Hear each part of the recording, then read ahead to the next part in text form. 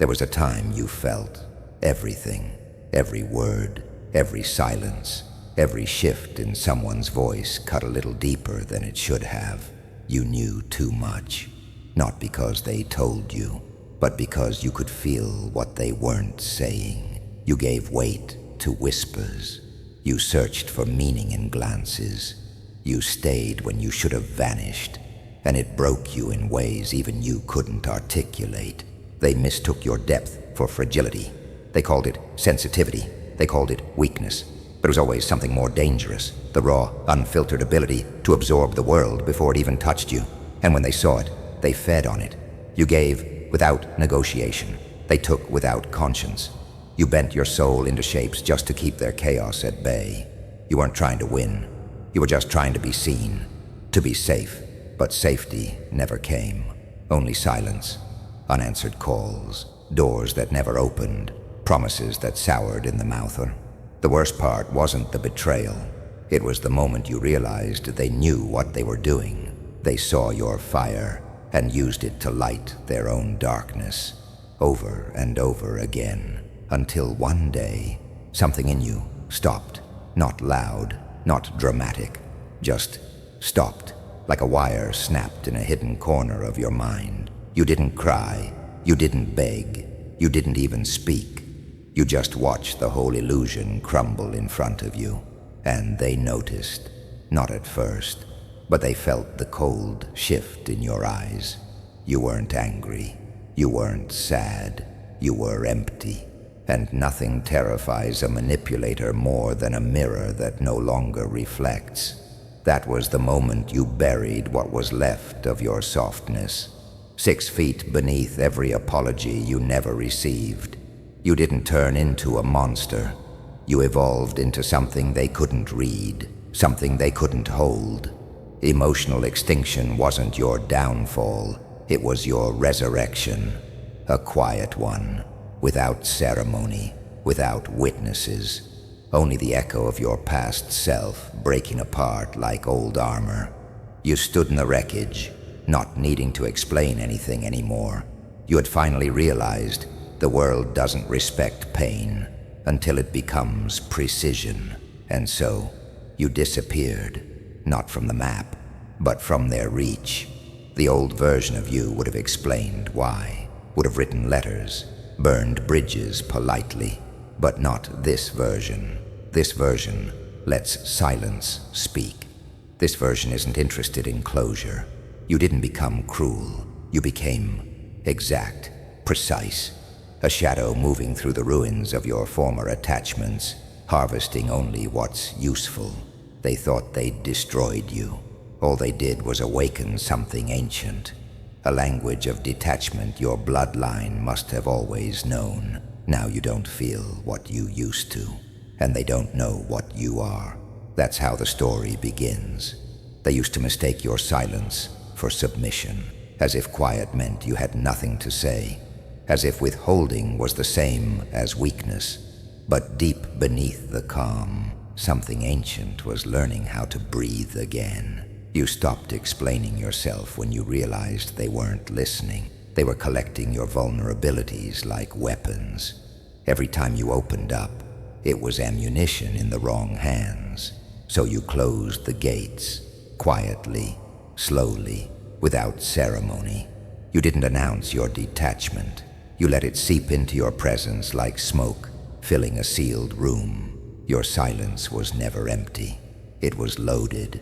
You sat with the pain long enough to understand it wasn't chaos. It was code. They saw withdrawal. You were analyzing every pattern, every inflection, every pause in their voice that didn't match the words they said. You became a mirror that no longer reflected them, only exposed them. You didn't stop feeling. You started filtering, dissecting, extracting signals from noise. While they kept performing their roles, you sat there, motionless, internal hard drive spinning at full capacity. People think silence is peace. They forget it's also surveillance. You learned that stillness is the highest form of resistance, that the most dangerous person in the room is the one who doesn't flinch, doesn't chase, doesn't beg, Your detachment wasn't an accident. It was a calculated rewire, a cold, deliberate upgrade, and it made you unreadable. Suddenly, they couldn't figure you out. The tricks stopped working. The provocations fell flat. Their hooks didn't land because you became water, uncatchable. You didn't react. You recorded. You started watching the Watchers, and it terrified them. They couldn't decide if you were healing or plotting. You made them paranoid. You could feel it, their discomfort in your presence, like they were standing next to a lie detector, wearing every mask they've ever used. Your silence pressed against their guilt, like a knife to the throat, because you weren't giving them what they wanted anymore. The reaction, the closure, the permission to feel righteous. No, you became an unfinished sentence in their conscience, a reminder that something was broken, and it wasn't you. This is what emotional extinction really looks like. It's not apathy, it's strategy. It's weaponized absence. It's learning to fold your chaos into sharp edges. You're not cold, you're calibrated. You speak only when impact is guaranteed, and when you do speak, it's surgical. They can't find the old version of you, and that haunts them, because the old you would have forgiven, explained, tried harder. But the new you, you're not available for dissection anymore. You don't owe them your mind. You don't owe them access.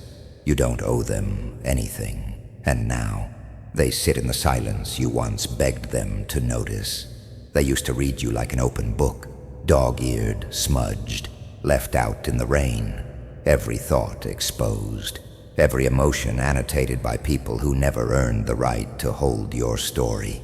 You gave them access because you thought transparency was strength. You believed in honesty, vulnerability, being seen. But they didn't see you.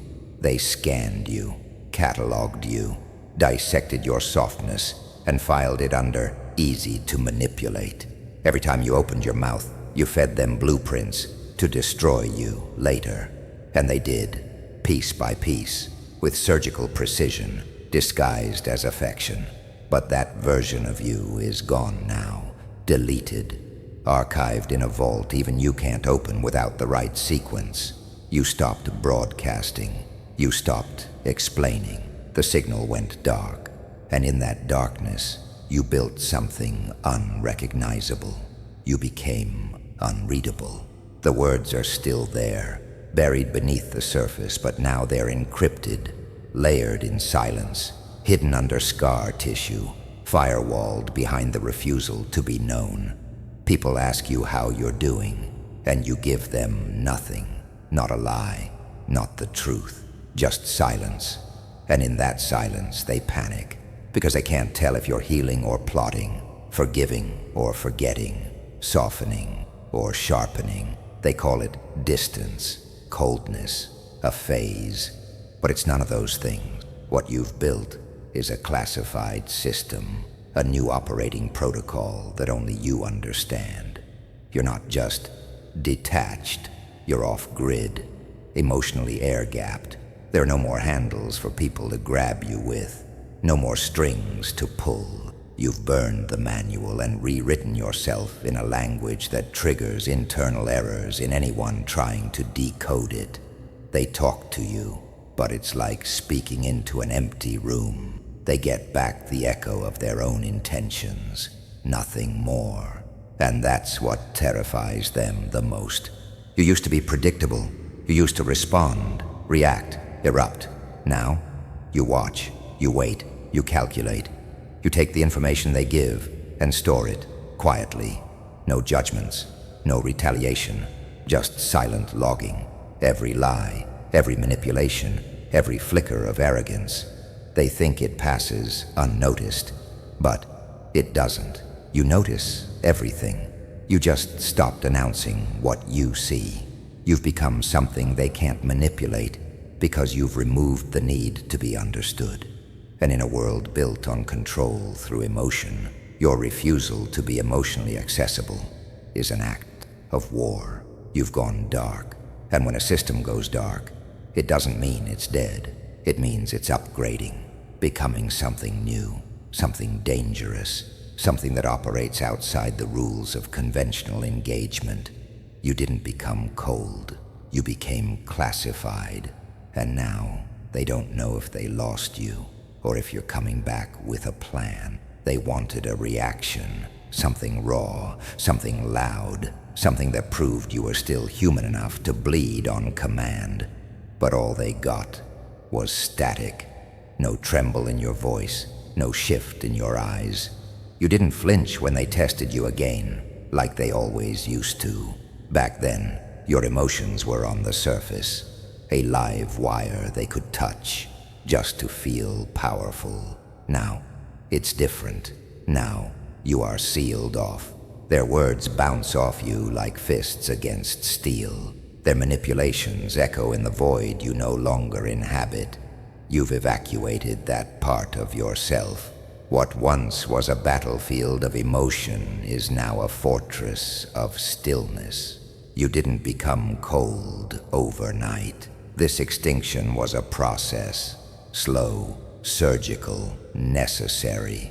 Like a soldier cauterizing his own wound mid-war, you learned to shut it all down before it consumed you. Every memory, every disappointment, every betrayal, archived, encrypted, locked behind doors that no one has the clearance to open, not even you. That was the price. To kill the need to be understood, to starve the hunger for validation, to look in the mirror and no longer beg it to reflect something lovable. You had to erase the part of you that reacted, so they could never feed off your energy again. They don't know what to do with you now. The same tactics that used to pull you apart, guilt, silence, baited kindness, sudden distance, fall flat, like throwing keys at a door that's been welded shut. You've trained yourself to see the pattern before it begins. You watch them speak, but you hear the strategy behind the words. And in that space between perception and performance, you become untouchable. Your indifference isn't passive, it's calculated. It's a firewall, a psychological encryption protocol developed over years of pain you'll never speak of. What terrifies them isn't that you left, it's that you stopped trying to explain why. They were prepared for your tears, your anger, your confrontation. They had scripts for that, but silence, that wasn't in the program. You didn't give them closure. You became the unanswered question, and that's the loudest thing they've ever heard. Their control depended on your reaction, your fear, your emotional feedback. But now, you're just still like a storm before it touches land. And in that stillness, there is power, not the kind that shouts, the kind that restructures. You're not participating in their game because you've already built your own arena. They don't know the rules. They're not invited. The version of you they betrayed is dead, and the thing that replaced it doesn't beg, doesn't chase, doesn't need. You aren't here for revenge. You are the system failure they triggered with their own hands, and the more they try to reboot you, the more they realize you've already evolved into something they were never meant to understand. You came back differently. They recognized your face, but nothing else. The warmth in your eyes was gone, replaced by a quiet that felt older than you, like something ancestral had taken root inside your bones. You didn't smile the way they remembered. You didn't speak the way they expected. Every word you offered was deliberate, carved from a stillness that made people lean in, uncertain if they were hearing wisdom or a warning. They thought time would soften you, that after everything you'd return seeking closure, apologies, maybe even forgiveness. But you didn't come back to be understood. You came back to be felt, and they did feel you. Not in the way they used to when you were eager to be accepted. No, now they felt you in the tightening of their chest when you entered a room, in the sudden awareness of their own voices, trying not to say the wrong thing, in the silence after your gaze lingered, not judging, just calculating. You didn't scream, You didn't prove. You didn't explain. You walked with the precision of someone who had nothing left to lose, and therefore everything to command. The same people who once discarded you now watched you with a new kind of fear, not of your wrath, but of your indifference. There's nothing more terrifying than a person who once cared deeply, and now it doesn't blink. They remember the version of you they took advantage of, soft-spoken, trusting, open. That version is dead, buried under every betrayal you endured in silence, every night you collapsed alone, every lie you swallowed with a forced smile. You are the grave marker they pass without realizing. Now you study people like terrain. Every interaction is measured, every move placed with surgical intent. You don't enter rooms, you disrupt ecosystems. Your energy bends conversations without raising your voice. They start apologizing for things you never mentioned, confessing things you never asked. Their guilt trips over itself, trying to outrun your stillness. They call you cold, but they don't understand. It's not that you feel nothing. It's that you've learned to feel without bleeding. They don't know whether you're here to forgive them or destroy them, and that's the point. You became unreadable.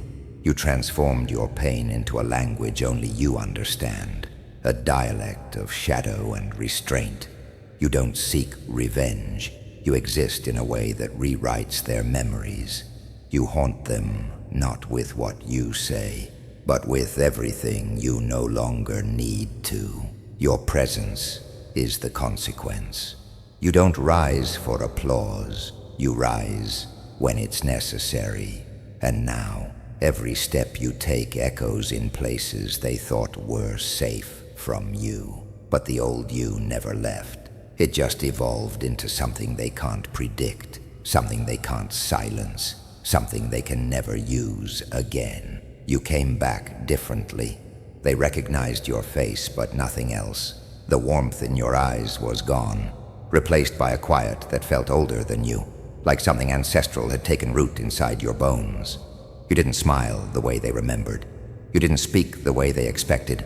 Every word you offered was deliberate, carved from a stillness that made people lean in, uncertain if they were hearing wisdom or a warning. They thought time would soften you, that after everything you'd return, seeking closure, apologies, maybe even forgiveness. But you didn't come back to be understood. You came back to be felt, and they did feel you. Not in the way they used to when you were eager to be accepted. No, now they felt you in the tightening of their chest when you entered a room, in the sudden awareness of their own voices, trying not to say the wrong thing, in the silence after your gaze lingered, not judging, just calculating. You didn't scream. You didn't prove. You didn't explain. You walked with the precision of someone who had nothing left to lose, and therefore everything to command. The same people who once discarded you now watched you with a new kind of fear, not of your wrath, but of your indifference. There's nothing more terrifying than a person who once cared deeply and now doesn't blink.